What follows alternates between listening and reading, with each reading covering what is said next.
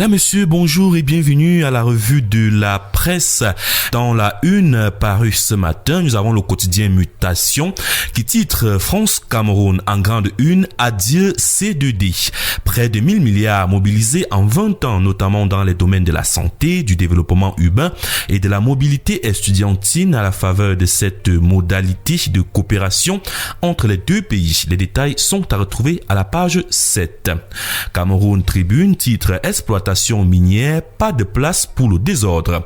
Au regard du potentiel de ce secteur en termes de recettes fiscales et d'emplois et au vu des projets déjà lancés ou annoncés, des mesures d'assainissement sont en cours d'implémentation suivant les hautes prescriptions du chef de l'État. L'état des lieux a été présenté lors d'un point de presse conjoint animé hier par le ministre de la Communication, porte-parole du gouvernement et le ministre des Mines par intérim. Le journal Cameroun Tribune nous renvoie à lire les détails dans les pages 4 et 5. Continuons avec le quotidien Vert Émergence qui s'intéresse au visa étudiant ce matin et titre en grande une « La France durcit le verrou ». Colère des étudiants camerounais contre le nouveau mur financier de l'Hexagone. Le journal nous renvoie à lire les détails à la page 5. Ngaoundéré Tibati Yaoundé titre ce matin le quotidien régional d'information L'œil du Sahel. Entre boubier géant et bitume à loisir. Le journal nous renvoie à lire les détails dans les pages 6 et 7 de l'édition parue ce matin. Parlons cette fois-ci des examens officiels 2026 avec le quotidien Le Messager qui titre en grande une « Recalé au Babia, admis à la morgue ». La proclamation des résultats marquée par des drames insoutenables, notamment des élèves qui se donnent la mort après l'échec, des tragédies mettant en lumière une détresse psychologique profonde, souvent exacerbée par la pression sociale, familiale et la peur du déshonneur. Les détails sont à retrouver à la page 5 du quotidien Le Messager. Le premier quotidien économique de la zone CEMAR s'intéresse à la General Bank of Cameroun ce matin et titre en grande une « Les dirigeants sont connus ». Ezekiel Passam et Victor Nyounoué viennent d'être désignés respectivement PCA et directeur général de la banque en même temps que 2 directeurs généraux adjoints. Leurs portraits sont à retrouver dans le journal L'économie, plus précisément à la page 3. Un autre quotidien cette fois-ci, c'est Econews qui s'intéresse également à la General Bank of Cameroun, emboîtant ainsi le pas au premier quotidien économique de la zone CEMAC. Le journal Econews titre en grande une « Un dur de technocrates pour piloter la transition ». En confiant la présidence du conseil d'administration à Ezekiel Passam, juriste de haut vol, et la direction générale à Victor Nyounoué, banquier de carrière issu des rangs de la Société Générale, la JBC mise sur l'orthodoxie et la continuité opérationnelle. Un tandem de technocrates chevronnés pour assurer les partenaires internationaux et installer les meilleurs standards de conformité au cœur du nouveau champion bancaire camerounais. Fort d'un bénéfice de 27 milliards de francs CFA en 2025 et qui projette d'atteindre la barre de 29 milliards à l'issue de l'exercice en cours. Les détails sont à retrouver dans le quotidien Econews, pages 5 et 6. Continuons avec les défis actuels quotidiens d'information qui s'intéressent à la banque ce matin et titre General Bank of Cameroun à son tout premier top management. Passam Ezekiel, président du conseil d'administration, Nyounoué Victor, directeur général, Jean-Michel Ondo et Samedi Kongé Roland, directeur général adjoint, ont été nommés à leurs postes respectifs lors de la toute première session du conseil d'administration de cet établissement financier le 15 juillet 2026 à Yaoundé. Analyse et portrait de ces grands hommes à retrouver à la page 3.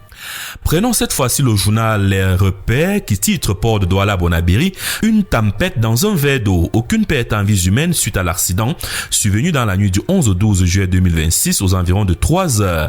Équipe technique et opérationnelle immédiatement mobilisée. Circulation des navires rétablie après l'obstruction temporaire du chenal de navigation. Les détails sont à retrouver à la page 7. Continuons avec conjoncture économique qui titre Expansion bancaire, Afriland First Bank ouvre sa succursale en Centrafrique. L'entrée en activité de la succursale d'Afriland First Bank en République centrafricaine marque une nouvelle étape dans la stratégie d'expansion de la banque en Afrique centrale. Dans un entretien accordé à l'occasion de cette ouverture, l'administrateur directeur général présente cette implantation comme un levier d'intégration économique au sein de la CEMAC destiné à mieux accompagner les entreprises, les investisseurs et les échanges transfrontaliers. Les détails sont à retrouver dans les pages 6 et 7. Prenons le quotidien Réalité Plus qui titre ce matin Oncam, Prince d'Achua Kamlo Michel élu meilleur prince. Le prix lui a été décerné par le Canard du Oncam qui a mené une longue enquête sur les multiples actions menées par Prince d'Achua Kamlo Michel à l'endroit des populations du Oncam. En plus du prix, un diplôme a été remis à l'heureux élu pour matérialiser l'acte. C'était exceptionnel. Le journal nous renvoie les détails dans les pages 2 et 3. Continuons avec l'info à chaud qui s'intéresse au sport ce matin et titre l'Argentine qualifiée pour la finale grâce au sempiternel Messi. Les détails sont à retrouver à la page 10 du journal paru ce matin. Le tri hebdo le soir, titre modernisation de la santé, le docteur Manaouda Malachi reçoit une distinction d'honneur en reconnaissance de son engagement pour la transformation du secteur de la santé au Cameroun. Le docteur Manaouda Malachi a été mis à l'honneur le 14 juillet 2026 par la plateforme canadienne Citoyen Modèle. Diaspora Modèle Cameroun. Ce prix souligne les progrès significatifs accomplis pour rendre les services de santé plus efficaces, modernes et proches des citoyens. Le journal nous renvoie à la page 6, lire les détails. Le quotidien d'information républicaine Le Drapeau s'intéresse au Forum africain de l'eau et titre en grande une le compact eau du Cameroun au sommet. Plébiscité parmi les 3 meilleurs plans d'action du continent par la Banque mondiale, le compact eau camerounais est devenu la nouvelle boussole du gouvernement. À N'Djamena, le ministre Gaston Ilundu Essomba a plaidé pour une mobilisation internationale accrue afin de financer cette transition cruciale pour garantir l'accès universel à l'eau et soutenir le développement industriel du pays. Les détails sont à retrouver dans les pages 3 et 4. Continuons avec l'avenir hebdomadaire panafricain bilingue d'information qui s'intéresse au ministre Gaston Ilundu Essomba et titre en grande une, il faut environ 4 milliards de dollars pour financer le compact eau. Le journal nous renvoie, lit les détails, son focus précisément dans cette édition de l'avenir paru ce matin. Le billet hebdo Le Point, quant à lui, s'intéresse à la malgouvernance, au cumul 4 ministères et à 2 hommes et titre en grande une bricole d'État. Plus d'1 an que Gabriel Bayrobé et Mouniouna Foutsou font la location-gérance à l'agriculture, à l'emploi, à la jeunesse et au tourisme. Pendant ce temps, Etoudi fait l'aveugle. La nation patine et sa colère. Les citoyens qui en payent le prix s'étranglent et les remous montent. Des questions se posent. Le Cameroun manque-t-il à ce point de cadres compétents? Le gouvernement se moque-t-il du peuple ou encore ses ministères ne méritent-ils pas d'autres compétences, d'autres nominations? Le point du jeudi du billet hebdo Le Point est à retrouver à la page 7. Terminons ce matin avec le quotidien Éco-Santé qui titre transfusion sanguine.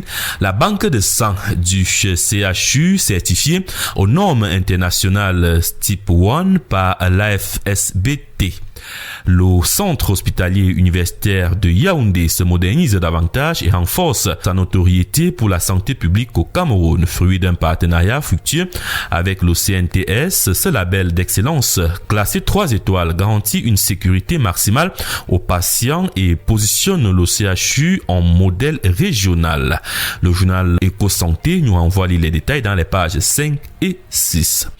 Mesdames, Messieurs, c'est la fin de cette édition de la revue de la presse ce matin. Merci à vous d'avoir été à l'écoute. Rendez-vous dans les kiosques à journaux pour entrer en possession de notre journal à la somme de 400 francs CFA. Bonne lecture à vous et très belle journée.